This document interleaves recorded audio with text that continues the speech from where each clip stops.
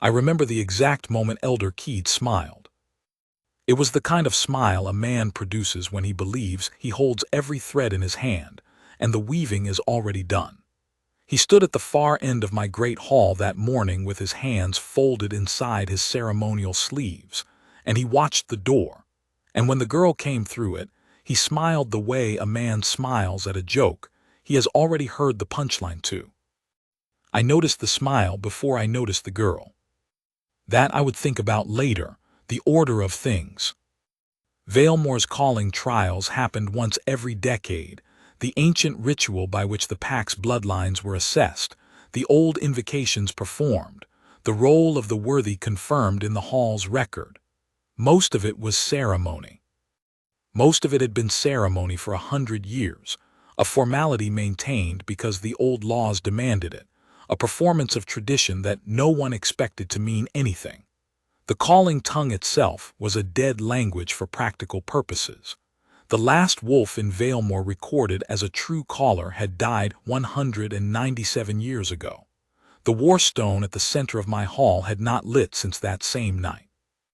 None of that was unusual. None of that required my full attention. What Elder Keed had arranged, however, was not the standard ceremony. He had seen to that himself. He had submitted Lyra Droven for the trial invocation. I had not paid particular attention to her name when the roster came to me 3 weeks earlier. Droven, yes, I recognized the name in the way you recognize something unpleasant you have stepped around before and would prefer not to examine closely. Droven had been a packmaster in the Eastern Ridge settlements, a name attached to a humiliation my kingdom would rather forget. 8 years prior, during the crossing of the Vale Gorge, the Eastern Ridge convoy had broken formation. 11 wolves had been lost in the crossing. The packmaster had been the one to give the order that led to the break. He had not survived the gorge himself, which had been cold comfort to his pack, and none at all to the wolves who had followed him. The packmaster's name had been stricken from the formal record. His daughter had remained in Valemor because there was nowhere else for her to go, and no one willing to formally cast her out, which would have required acknowledging her existence long enough to do so. She lived on the eastern edge of the pack settlement, I was told, on a narrow holding that had belonged to her father's family before the disgrace. She had no registered wolf. She had no pack rank. She had no name in Valemor's formal rolls other than the stripped one she'd been born with. None of this appeared extraordinary when Elder Keed submitted her name for the invocation. None of it appeared extraordinary until I watched him smile when she walked through the door. She was smaller than I had imagined from the name. That was the first thing, the specific ordinariness of her, the way she moved like someone who had learned to take up as little space as possible, not from weakness but from long practice. She wore a gray dress, a practical cut, the kind that did not announce itself. Her hair was the color of dark water. She did not look around the hall the way most did, the sweep of eyes that told you a person was calibrating the room's opinion of them. She looked straight forward, at a fixed point above the warstone, with the particular composure of someone who had decided in advance what this was going to cost and had already paid it. My wolf noticed her. That was the second thing.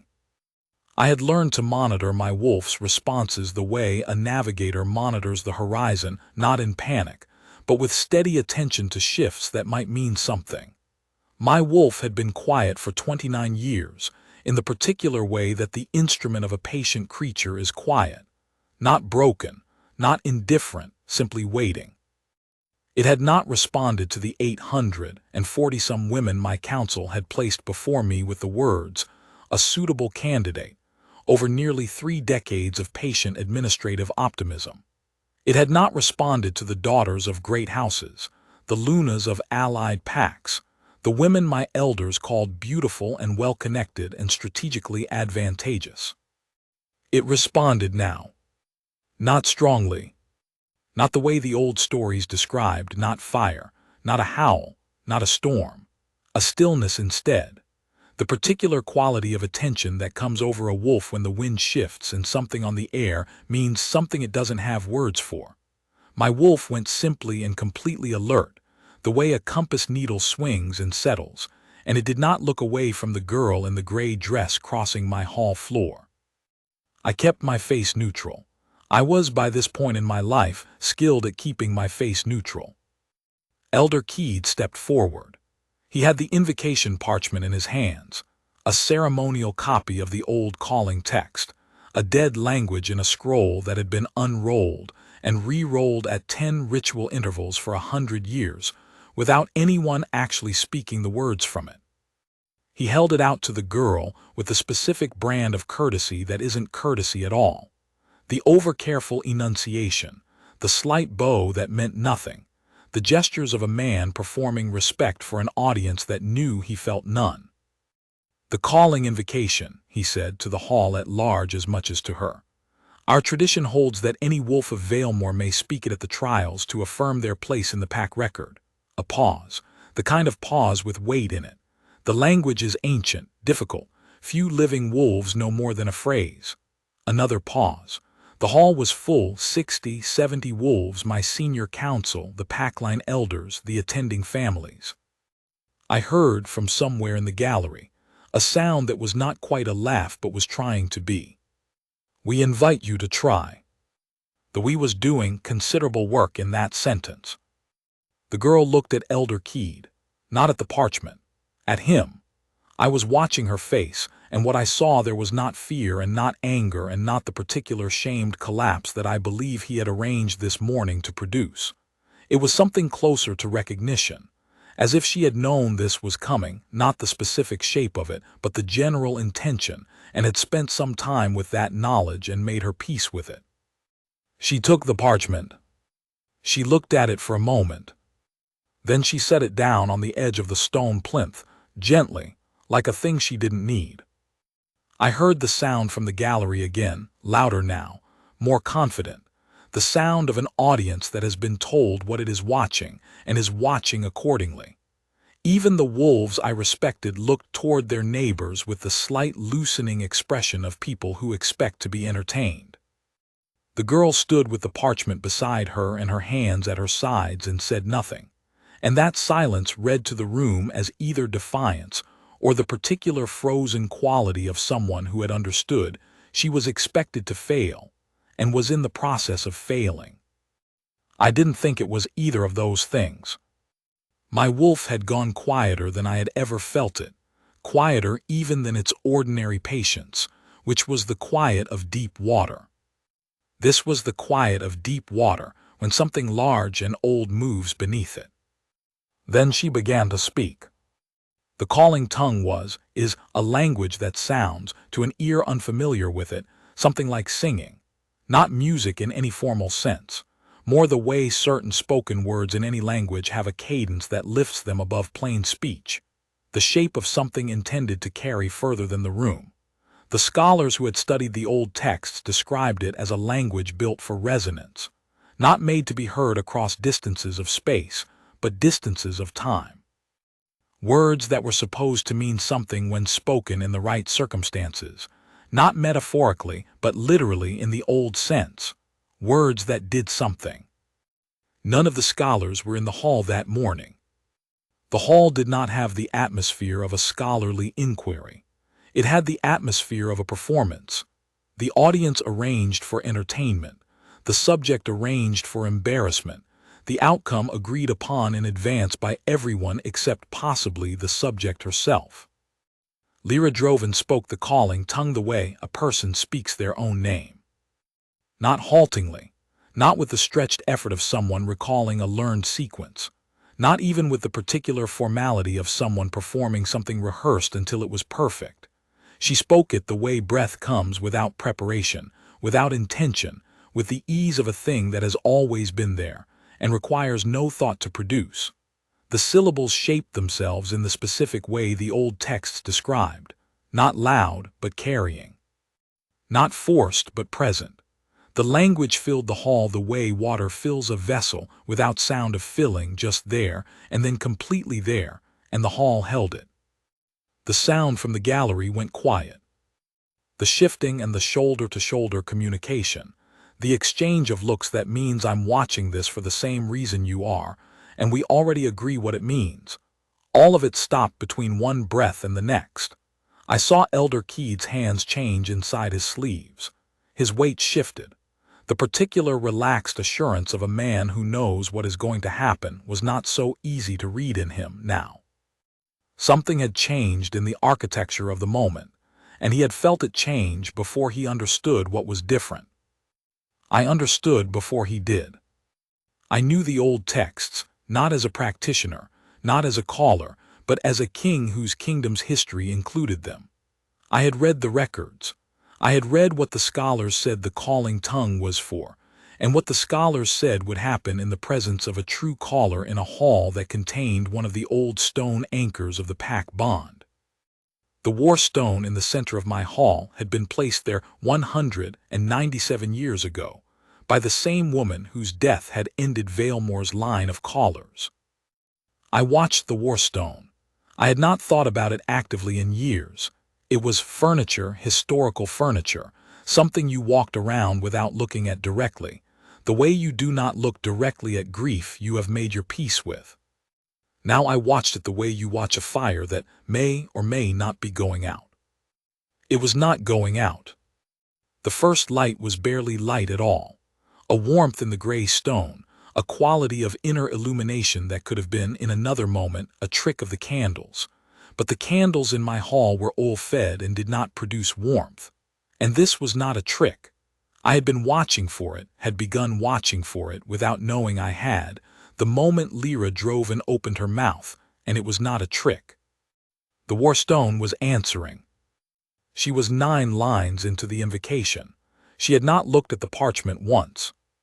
The syllables came and came, each one correct, each one carrying the specific resonance the old texts described as the mark of a true bloodline caller, not the sound of words alone, but the sound of words that know where they are going and what they are for. The stone's light deepened, not fire, not a blaze, the slow, certain quality of something that has been asleep for a very long time and is remembering what waking feels like. I was on my feet. I don't know at exactly what point I stood. I know I was seated when she began, and I know that at the moment the stone's light became unmistakable, when even Elder Keed, who had spent the morning holding this ritual at precisely the angle of a joke, had turned from his position near the wall to stare at it directly. I was standing, and I had stepped down from the dais, and I was crossing the hall floor, and I had no specific plan for what happened next except that I needed to be closer. My wolf was not quiet anymore. The stillness I had felt at the beginning, the compass needle settling, had become something else. Not a storm, not fire. Something older and more certain than either. The recognition that precedes knowledge, the moment before you know a thing in words when you already know it in the part of yourself that predates language. My wolf rose in me the way the tide rises.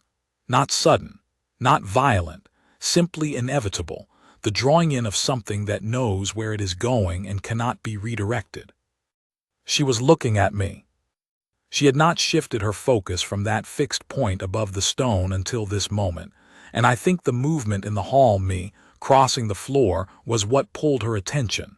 The invocation continued. She was still speaking. The calling tongue did not stop when her eyes found mine. It carried on with the same ease and certainty, as if her voice and her attention were capable of separate tasks that did not interfere with each other. Her eyes were the color of still water over river stones. I had not expected them. I had not expected any of this. She finished the invocation. The last syllable settled in the hall the way the last note of a song settles. Fully, into silence that was not empty but full, the way silence is full when something has just been said that will not be unsaid. And then the silence had the specific quality of a hall full of wolves who had believed they knew what this morning was, and no longer believed that. The warstone blazed.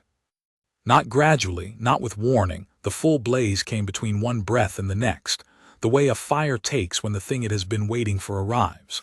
Light the color of moonlight, brighter than moonlight, filling the hall from the stone's carved face and carrying no heat but something older than heat. The resonance the old text described. The calling settled and received. The stone had been placed there by a caller and had been waiting in the patient way of stone for the next one.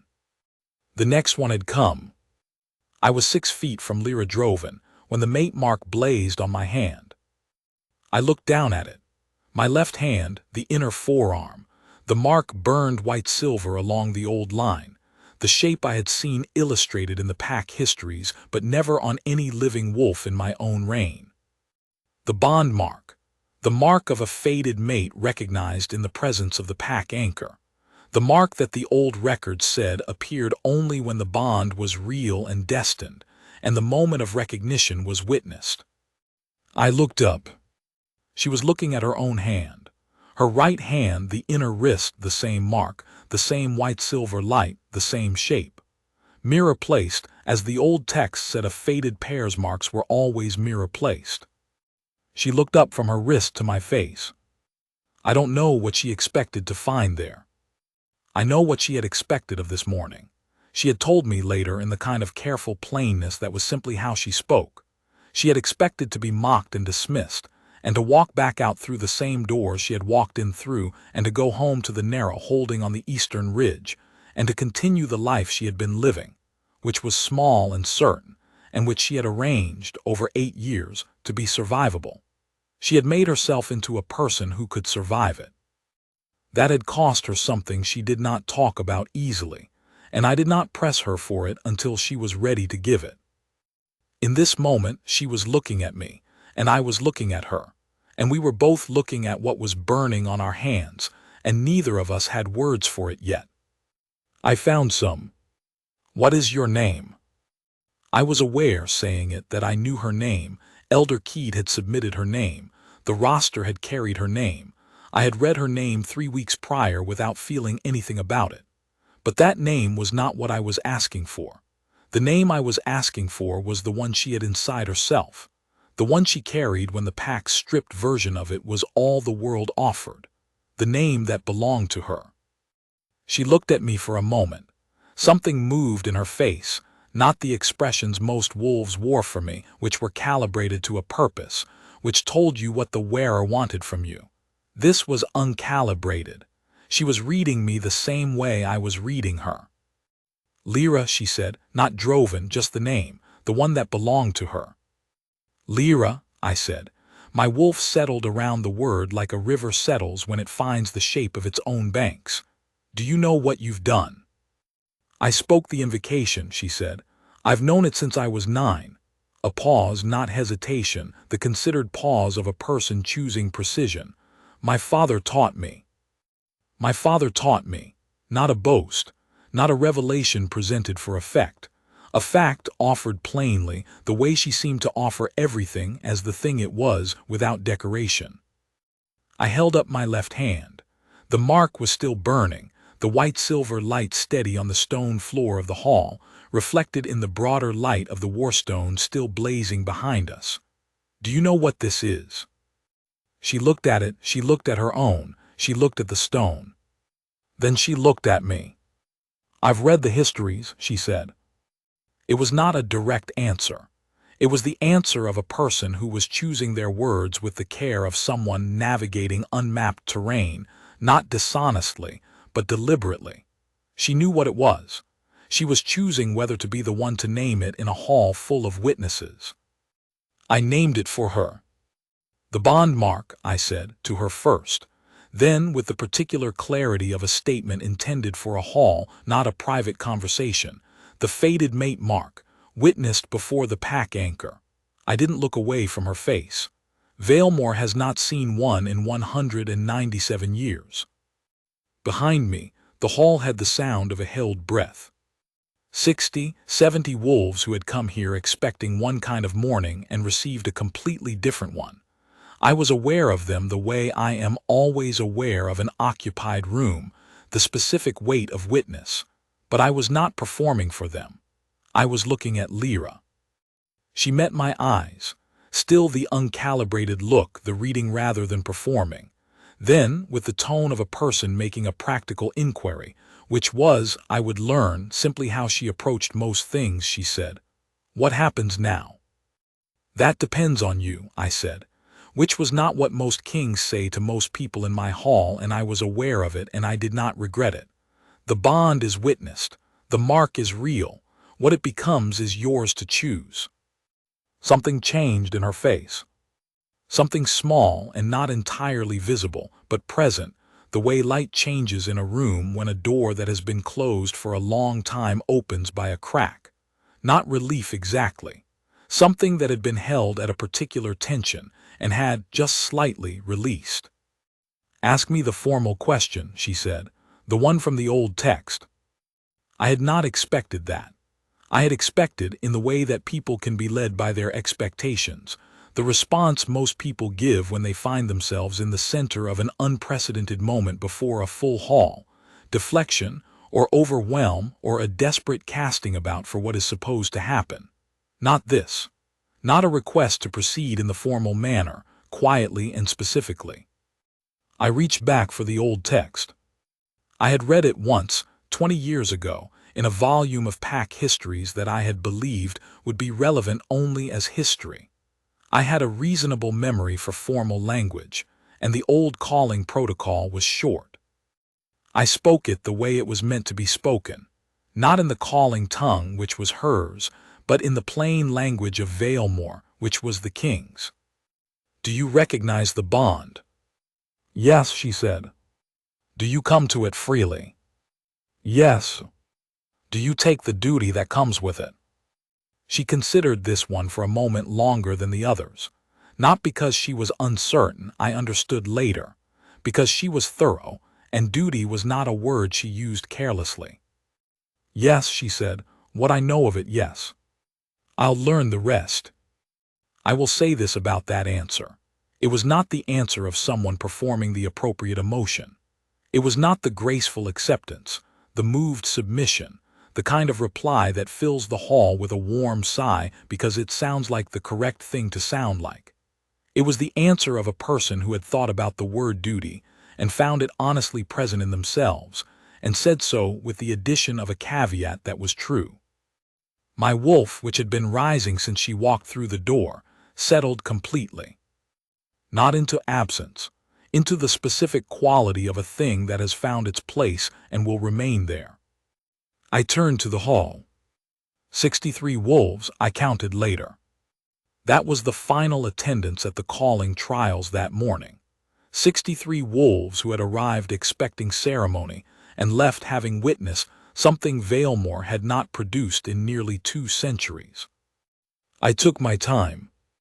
I had been king long enough to understand that some moments require the full weight of procedure, and this was one of them. The bond mark on my hand was still burning. The warstone behind me was still blazing. I let both carry what they carried. I did not rush. When I spoke to the hall as a whole and to Elder Keed in particular, though I did not address him by name. "Valemore's calling trials have produced a caller," I said. "The warstone has answered. The bond mark is witnessed." I paused, the particular pause that a hall recognizes as the pause before the statement of record. By the old law and the pack bond, I named Lyra Droven my fated mate and Valemore's true Luna. The name Droven is restored to Valemore's formal role, with full pack honor as of this morning. The hall was quiet. Not the quiet of a crowd that has nothing to say. The quiet of a crowd that has a great deal to say and is choosing when to say it, and in what form. I heard from somewhere in the assembled wolves, a sound that began as one exhale and became many, not a cheer, not a gasp, something in between, the sound a room makes when the story it has been watching turns and the turn is real.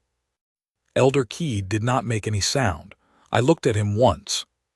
He was the color of old ash, which is to say he was the color of a man who had spent a morning holding the threads of a web he had woven, and had watched the web itself become the thing that caught him. His hands had fallen out of his sleeves and were at his sides, and he was looking at the warstone with the expression of a man who would very much like to stop looking at it but cannot seem to stop. I returned my attention to Lyra. She was standing in the same place, the same precise spot she had been standing when she set the parchment on the plinth and spoken the old words from memory. She had not moved during the formal naming. She was looking at me with the particular careful attention of someone who is receiving a great deal of information and processing it in order. "Is there something you want to say?" I asked, quietly, for her, not the hall. She thought about it. "My father told me the calling tongue because he thought it might protect me someday," she said. "He didn't say how." Another pause, her characteristic kind, the considered variety. "I think he knew more about the bloodline than I understood." "I think he did," I said. "He was not a coward," she said. "It was not a defense, exactly. It was a fact offered in the tone of someone who has needed to hold it for a long time and has found the place to set it down. What happened in the gorge, he made a wrong judgment. That's not the same thing." "No," I said, "it is not." She looked at me for a long moment. Something in her face shifted, not the small release from before, but something larger. A door opened further, the light through it steady and real. She had, I thought, been carrying his name for 8 years with no one to set it down with. I made a note to myself about the formal record. "What happens next," I said, "is that I would very much like to talk to you somewhere that is not in front of 63 wolves. A pause of my own, if you're willing." The corner of her mouth moved. It was small, barely the beginning of a smile, the careful first motion of an expression that has been held back for long enough that it takes some thought to produce. But it was there. "Yes," she said. "I think I'd like that." We walked out of the hall through the side passage that led to the council antechamber, which was empty at that hour, and which had a fire going and 2 chairs, and a narrow window that showed the gray peaks of Valemor's northern ridges holding their snow. My aide Tomas appeared at the door with the specific trained discretion of a man who had been with me long enough to know when to leave tea and go, which he did. We sat across from each other at the table. The bond mark had settled, still visible, still the same white-silver shape, but quiet now, the way a fire is quiet when it has settled into the wood and knows it will burn for a long time. She had both hands on the table, and she was looking at her right wrist with the expression of someone taking careful inventory of something new. "Does it hurt?" I asked. "No," she turned her wrist slightly. "It's warm." A pause. "That's not what I expected." "What did you expect?" She looked up, the careful attention again, the reading look. "I expected today to be a specific kind of bad," she said. "I had a plan for that. I don't have a plan for this." There was something in the honesty of that statement that I found, unexpectedly, settling. Most people manage their exposure around me very carefully. They said what they thought I wanted to hear, or they said what they thought would position them advantageously, or they managed the precise production of sincerity as a strategy. This woman was telling me what was true because it was true, and she appeared to see no reason not to. "What was your plan?" I asked, "for the specific kind of bad?" "Go through it," she said simply. "Walk in, do the thing, walk out, go home, continue." She looked at the fire for a moment. "I've had 8 years of practice at that." "I know," I said, and then, because it needed saying by someone and I was the one in the room, "Valemor treated you poorly. That's a plain statement of fact and I'm sorry for it. I should have." I paused. What should I have done? I should have looked more closely at what was in my own eastern settlements. I didn't. She considered that. She seemed to consider most things with this same even quality, not rushing toward a reaction, not performing one. "You didn't know I existed," she said. "Most of Valemor didn't, a beat. That was the point." "Yes," I said, "and the fact that it was someone's point and not my design doesn't make it something I'm not responsible for." I looked at her across the table. "I'm telling you that directly because I think you've had enough of indirect things." The corner of her mouth again, the beginning of something. "Yes," she said, "I have." We sat with the fire and the tea that Tomas had left and the narrow window and the snow on the gray peaks for a while. Not uncomfortably, that surprised me, and I noted it. I was not a man who found silence with people easy. I found it easy with her. The silence had a quality of something that had been waiting to exist, and was now existing without requiring explanation. "Your father," I said, "Packmaster Droven, the formal record about the gorge crossing." She went still. "I read the inquiry report this morning," I said. "After you walked in, I sent Tomas for it while the invocation was happening. I wanted to know what I could." I paused. "The report notes that the formation break was triggered by a collapse in the Lower Ridge Road, an infrastructure failure, not a command failure. The original judgment was made on incomplete information, and the Packmaster who signed the censure order acknowledged as much in a private note that was not entered into the formal record." Another pause. "I don't know why it was left out." "I intend to find out." Her hands on the table had gone very still. She was looking at the fire with the expression of someone who is holding something very carefully. "My father believed it was his fault," she said. "He went into that gorge believing it." "I know," I said, "which means he carried it into the crossing and into the decision that killed him, and the decision that killed him came from wrong information, and the wrong information was in a report that had the right information sitting next to it and didn't include it." I let that settle. "That's not the same as cowardice." She was quiet for a long moment. "No," she said at last, "it's not." The fire moved in the grate. The peaks held their snow outside the narrow window. The bond mark on both our hands was warm and quiet, the way a thing is quiet when it knows it has found what it was looking for. "Tell me about him," I said. She looked at me. Something in her face that was not quite the beginning of a smile but was adjacent to it, something warmer, more complicated, more real. "He was not a careful man," she said. "He was brave in the specific way of someone who hasn't entirely thought through what he's doing, which made him very good in a fight and occasionally difficult to be related to." A pause. "He loved the eastern settlements. He loved the people in them. He would have been embarrassed to be called a hero and would have tried to talk you out of the word." "And the calling tongue," I said. "He taught you at 9. 7, she said. "I misspoke earlier. I was 7. He said." She paused, the careful pause. "He said the bloodline passed through the maternal line, but it could carry through the paternal side in a generation that needed it too. He said he didn't know if I had it or not. He taught me the invocation so that if I did, I'd know what to do with it. A beat. He died when I was 11. I've been saying it to myself privately every night since then, not because I thought it would do anything, because it was his." I did not say anything. I was thinking about a 7-year-old girl learning a dead language from a father who believed in her enough to teach her something he didn't know she could use, and about an 11-year-old girl standing at the edge of an eastern ridge holding with the language in her mouth and nowhere to put it, and about all the years between then and this morning, and about Elder Keed standing with his hands in his sleeves and his jokes arranged. "He was right about the bloodline," I said. "Yes," she said quietly, "he was." I would like to say that what came after was simple. It was not simple. It was also not what I had expected, and the ways it wasn't what I had expected were the ways that mattered. The formal record was corrected. That took 3 weeks of Tomas and the archivists working through the inquiry papers and producing a revision that was signed by the 4 surviving members of the original inquiry panel, 2 of whom were embarrassed, and 1 of whom was relieved, and 1 of whom was Elder Keed's older brother, and who produced, in the end, a signature that cost him something he did not attempt to disguise.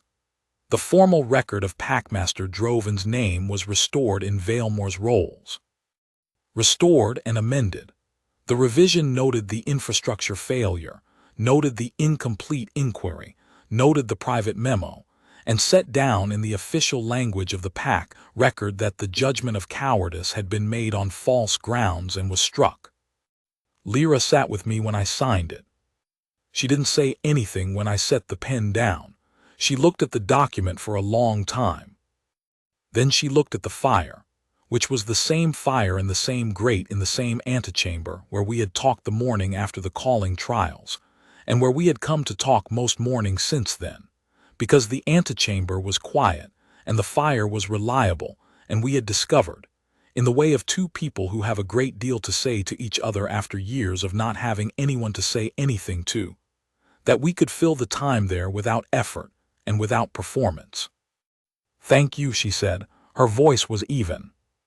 Everything about her was even, and I had learned in the weeks between the calling trials and this morning that evenness was not flatness, that there was a great deal moving underneath it, that the evenness was a quality she had built because it was necessary, and because she was good at necessary things. It was not the same as not feeling things.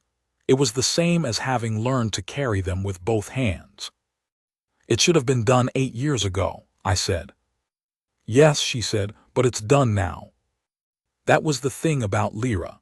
She had no use for living inside what should have happened. She seemed to have made a decision, at some point in her life, that what was survivable, and what was done, and the question worth spending time on was what came next. I found this, at first, mildly bewildering, and then, steadily, deeply admirable, and finally simply part of her.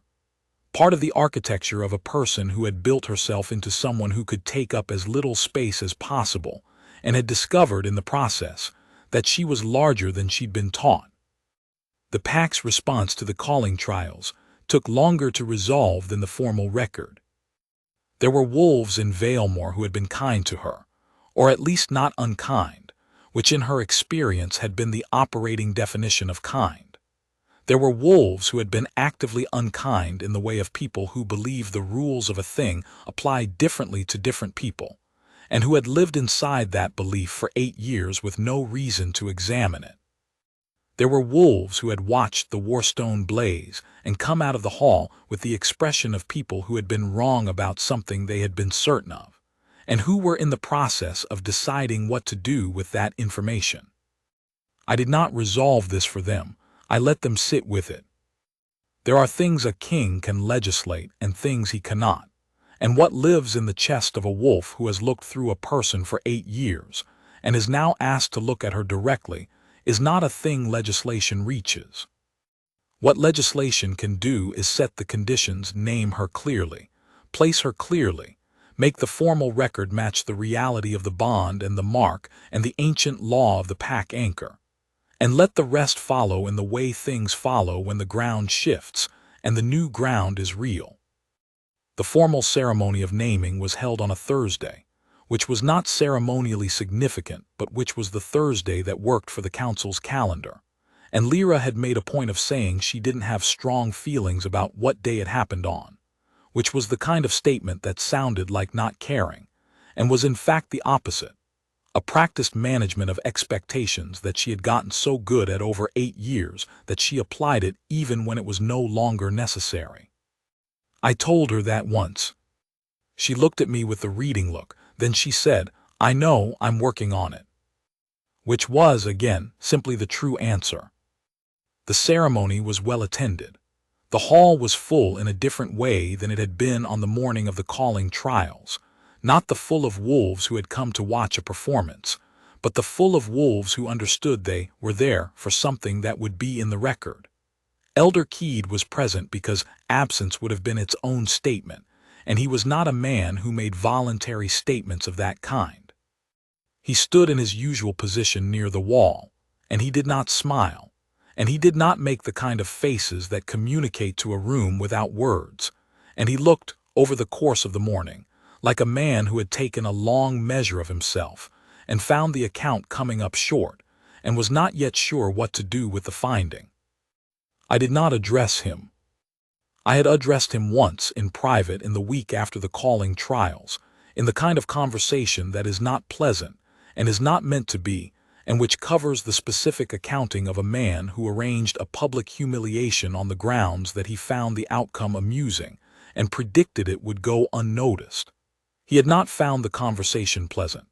I had not intended him to.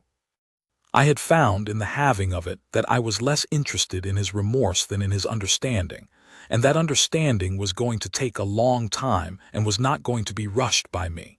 He was an elder of Valemore. He would remain one for now. What he did with what he understood was his own work to do. Lyra knew about the conversation. I had told her.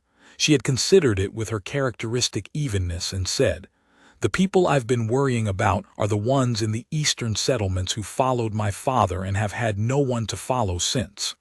A pause. "Those are the ones who matter to me." So we went, 3 weeks after the naming ceremony, to the Eastern Ridge settlements.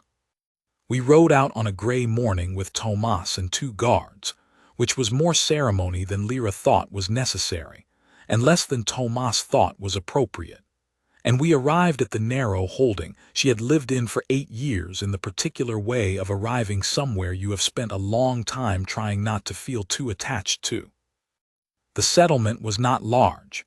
40, maybe 45 wolves, in the cluster of stone buildings that had grown up around the Eastern Ridge Road over 2 or 3 generations. They came out when we arrived, not rushing, not with the performed welcome of people who have been told to be welcoming, but with the careful curiosity of people who have learned that what arrives from Valemore proper is not always welcome news, and who are waiting to see what this is before they decide. Lyra knew them. She knew them the way you know people when you have lived among them for 8 years in the particular quiet of a person who is not quite one of them, but is present enough to know their names and their histories and their specific habits of face and voice. She knew Merritt, who ran the settlement's small healing post and who had given Lyra dried herbs from her garden without asking why for 8 years.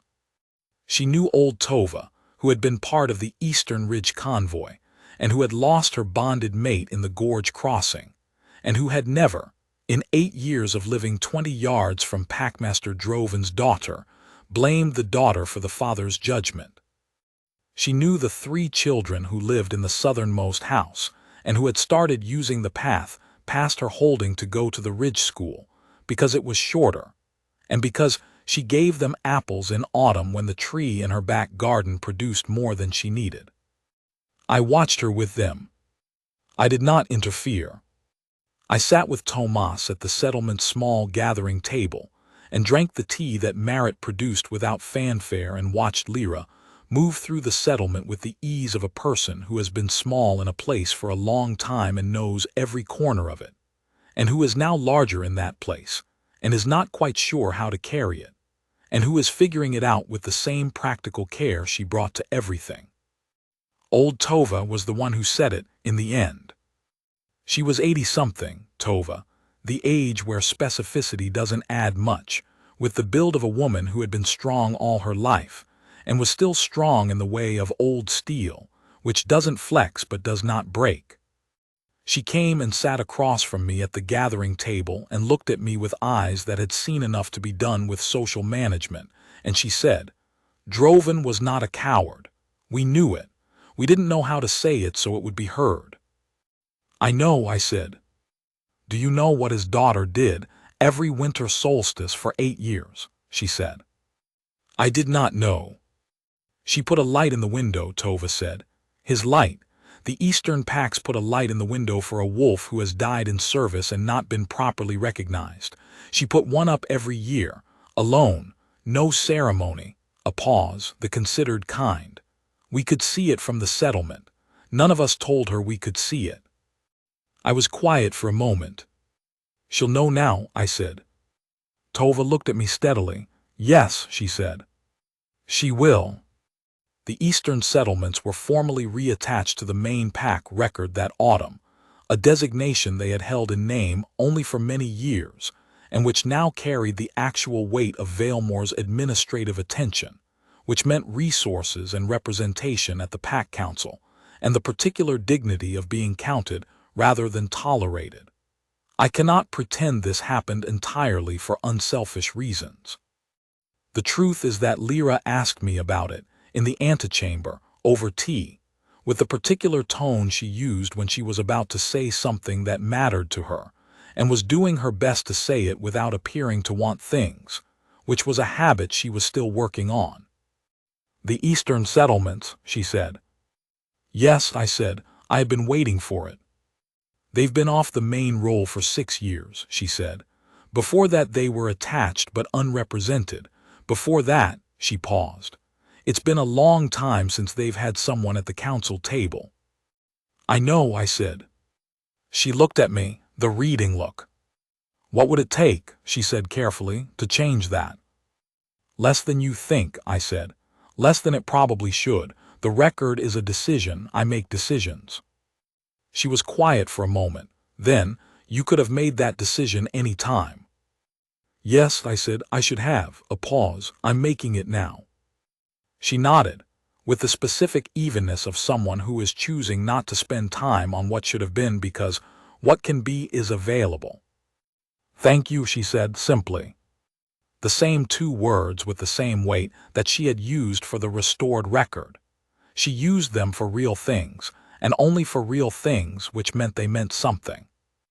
The war stone, I should note, did not dim. I had wondered about this, whether the blaze was a single event, the recognition made visible once and then complete. But the stone had remained lit since the morning of the calling trials, not at the full blaze of that morning, but with the steady warmth of a banked fire that has fuel and knows it.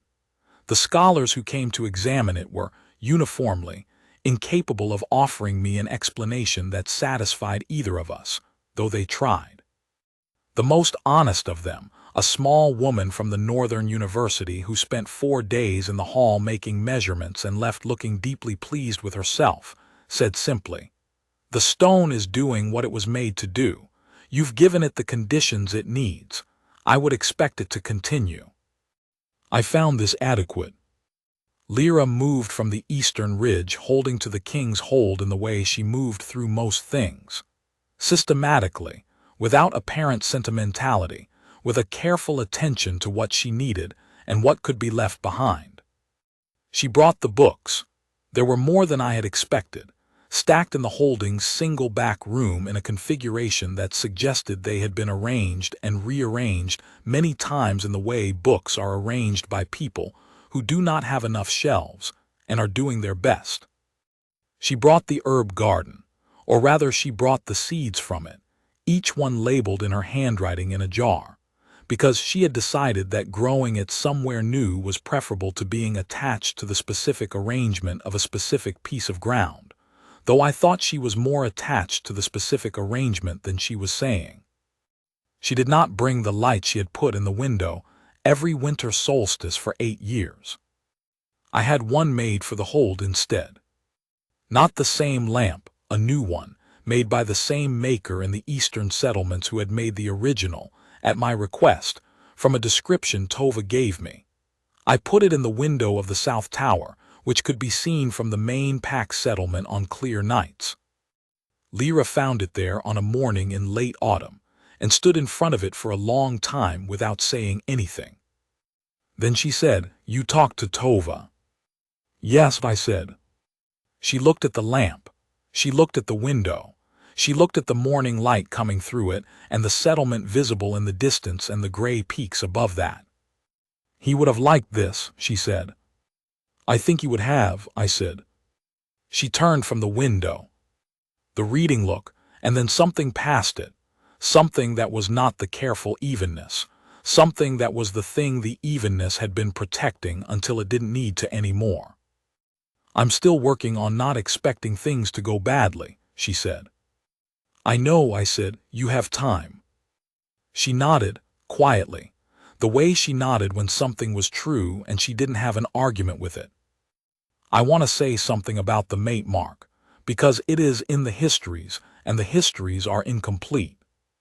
The histories record that the mate mark appears in the presence of the pack anchor when the bond between the fated pair is real and destined and witnessed. The histories record that it is permanent, which is correct, and that it indicates the bond's authenticity, which is also correct. What the histories do not record, because the histories were written by scholars who understood the old law but not the lived experience of it, is what the mark actually feels like. It is warm. That's the plainest statement I can make. Warm in the way of a hand that has just been held, in the way of a fire that you have moved closer to, in the way of a thing that knows where it is and is content to be there. I had expected from the histories something more dramatic, more of the fire, more of the storm, more of the force that the old accounts described. What I found instead was this: a steadiness. A specific quality of knowing that did not require revisiting, that did not require reassurance, that simply was and remained and asked nothing from me in return, except that I not ignore it. I didn't ignore it. Some things are very easy to get right when you know what they are. The winter solstice ceremony was in its third year when Lyra stood in the hall and spoke the calling invocation again. Not for a trial, not for a record, but because the young wolves of Valemore had begun to ask about it, in the way the young ask about things they don't have words for but feel the shape of.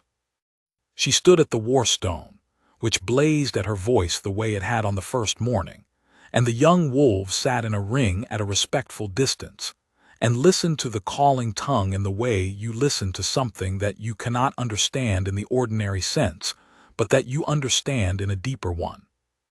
Old Tove was in the hall. She had made the journey from the eastern settlements, which was harder for her now than it used to be, and she sat at the edge of the ring with her hands folded in her lap and her eyes clear. After the invocation, one of the young wolves, a girl of maybe 12, from the eastern settlement contingent, the daughter of one of the wolves who had been in the Ridge Road convoy, came forward and asked Lyra if she would teach the calling tongue to anyone who wanted to learn it. Lyra looked at her, the reading look, applied at 12-year-old scale, which was gentler than the adult version but no less thorough. "Yes," she said. "That's what it's for." I was standing at the edge of the hall and I was watching her face, and I was thinking about a 7-year-old girl in an eastern ridge, learning a dead language from a father who believed she might need it someday, and about the morning she set the parchment on the plinth because she didn't need it, and about all the years between. The warstone blazed. The calling tongue carried. The young wolves listened. My wolf was quiet in the way of a creature that has found its place and will remain there for as long as the ground holds, and in Valemore the ground holds. Her name was Lyra, and that was what she had always been, not the stripped name, not the daughter of, not the ghost in the eastern settlements or the joke Elder Keed had arranged to confirm a disgrace that was never hers to carry. Just Lyra, who had said the old words and woken the stone and stood in the hall and looked at me with the reading look and asked me to ask her the formal question, because she was thorough, and because she had decided what was true, and because she was ready to say so. She still put the light in the South Tower window every winter solstice. The eastern settlements could see it. They all knew by the third year what it meant.